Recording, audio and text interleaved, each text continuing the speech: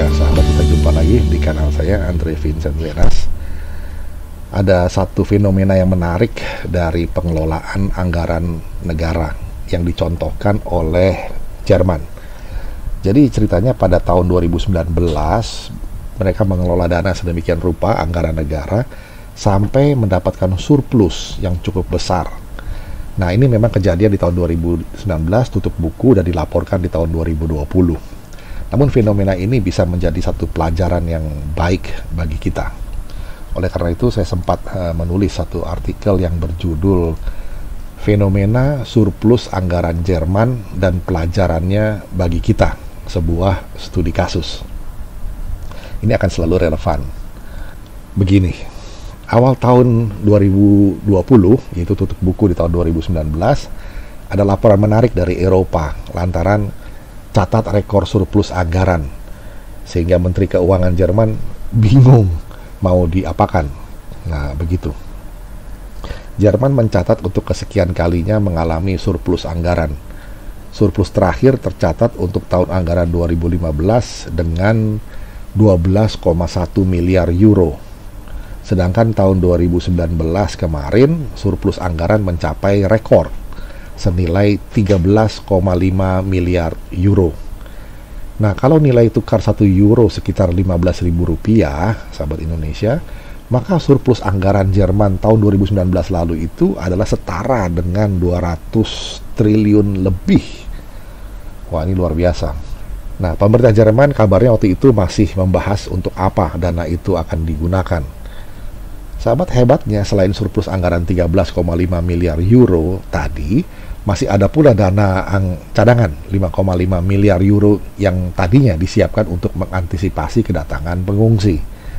Nah, pada kenyataannya dana itu tidak terpakai, sehingga Kementerian Keuangan saat ini, Kementerian Keuangan Jerman maksudnya, saat ini memiliki sisa dana total 19 miliar euro dari tahun anggaran 2019 yang lalu. Nah, kalau dirupiahkan jadi sekitar 285 triliun lebih. Kata Menteri Keuangan Olaf Scholz waktu itu di Berlin, kami punya sedikit keberuntungan dan tentu saja kami telah berhemat dengan baik. Padahal setahun yang lalu, Menteri Olaf Scholz masih memperingatkan bahwa tahun-tahun gemuk bagi Jerman telah berlalu. Dan ia minta supaya semua instansi pemerintahan Jerman melakukan penghematan anggaran. Pertanyaannya, dari mana datangnya surplus anggaran itu? Menurut Menteri Keuangan Olaf Scholz, surplus itu terutama datang dari pendapatan pajak yang lebih besar dari prediksinya semula. Di samping juga akibat suku bunga yang rendah, sehingga angsuran kredit negara tidak terlalu memberatkan. Ada juga pos anggaran yang disiapkan untuk kasus Brexit yang dikhawatirkan itu, maka diantisipasi jika terjadi tanpa adanya kesepakatan bersama. Ini dicadangkan begitu. Nah, dari mana pertanyaannya penghasilan pajak itu diperoleh? Jawabnya dari pertumbuhan ekonomi yang stabil dan kuat. Kata Menteri Scholz lebih lanjut, kami telah mengalami perkembangan ekonomi yang baik dan perkembangan itu telah menghasilkan pendapatan pajak tambahan. Mau digunakan untuk apa dana surplus itu? Kementerian Keuangan Jerman kabarnya berniat menyalurkan 500 juta euro kepada Kementerian Pertahanan. Sedangkan sisanya bakal dimanfaatkan untuk investasi yang signifikan. Apa itu? Infrastruktur, sekolah, pendidikan, rumah sakit, kesehatan, lingkungan hidup, perubahan iklim global. Kami harus melakukan sesuatu untuk infrastruktur, untuk sekolah, untuk rumah sakit. Kami juga harus memastikan bahwa kami siap bertindak melawan perubahan iklim. Begitu kata Menteri Keuangan Olaf Scholz waktu itu. Tentu saja dengan kelebihan dana yang ada, sekarang rencana itu semua jadi lebih mudah.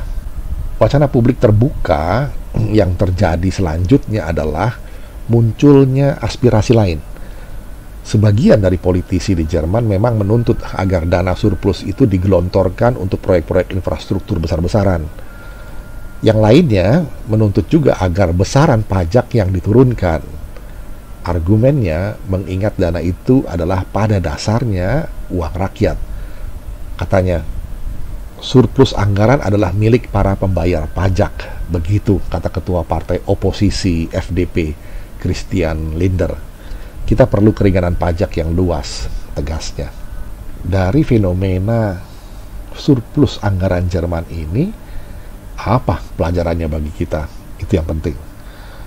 Bahwa prestasi manajemen pemerintahan Jerman yang bisa memotivasi warga negara jadi taat, bahkan antusias berkontribusi, itu memang luar biasa. Kontribusi warga itu bentuknya adalah produktivitas ekonomi dan ketaatannya dalam membayar pajak. Di samping bangkitnya kesadaran hidup kolektif sebagai warga, kesadaran bahwa suatu negara bangsa juga mesti dijaga bersama keharmonisan, keamanan, dan kedamaiannya. Terlepas dari latar belakang agama, ras, atau asal kesukuan, bangsa Jerman adalah bangsa Jerman. Titik. Lanjutnya, soal pelajarannya bagi kita. Hemat dan jujur dalam menjalankan roda pemerintahan. Pengelolaan anggaran yang terbuka dan bersih. Terbuka atau dibukanya wacana atau diskursus publik terhadap anggaran publik yang transparan, melahirkan tingkat kepercayaan yang tinggi. Tak ada yang disembunyikan karena tak ada skenario sembunyi-sembunyi di belakang layar. Itu poinnya. Lanjut mengenai pelajarannya bagi kita. Harus cerdas dalam menentukan prioritas pembangunan. Fokus pada investasi yang signifikan. Infrastruktur, pendidikan, kesehatan, dan lingkungan hidup. Infrastruktur yang layak bagi dinamika aktivitas manusia atau warganya. Pendidikan bagi kecerdasan bangsa yang beradab tinggi. Kesehatan dan lingkungan hidup yang memanusiakan manusia. Ini mencerminkan pola pembangunan yang berpusat pada manusia itu sendiri. Nah, dampaknya pertumbuhan ekonomi yang berlandaskan fundamental ekonomi yang kuat dan stabil, sehingga kontribusi pajak dari warga negaranya pun sudah terbukti. Warga punya tingkat kepercayaan yang tinggi pada kompetensi negara dalam mengelola dana yang telah mereka titipkan. Hemat dalam pengelolaan anggaran, practically tidak ada dana yang bocor ataupun dialihkan untuk hal-hal yang nonsens. Misalnya bayar uang preman, dana hibah buat ormas radikal, mafia pasar, dan yang sejenisnya. Tidak tercium adanya bau bancakan anggaran dengan tingkah pola yang norak. Nah, akibatnya atau dampak dari itu semua, keutamaan atau virtues yang dipraktekkan sudah jelas ada contohnya. Berkat kerja keras, produktif, hemat, jujur, semangat belajar, sikap terbuka dan toleran, maka bangsa Jerman bisa hidup dalam kelimpahan.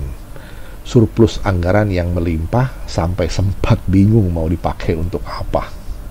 Nah, kita pun mengangankan suatu pemerintahan yang sungguh bisa jadi solusi hidup bernegara di tingkat pusat maupun daerah. Jangan seperti sindiran yang pernah disampaikan Ronald Reagan dulu. Dia bilang, government is not the solution to our problem.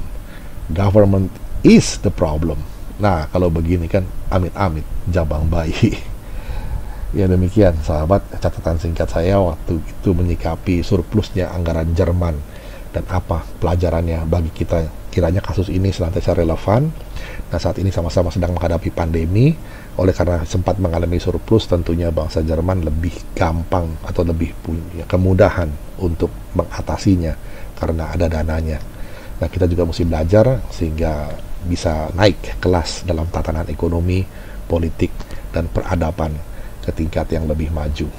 Demikian, kita jumpa lagi di session berikutnya. Terima kasih.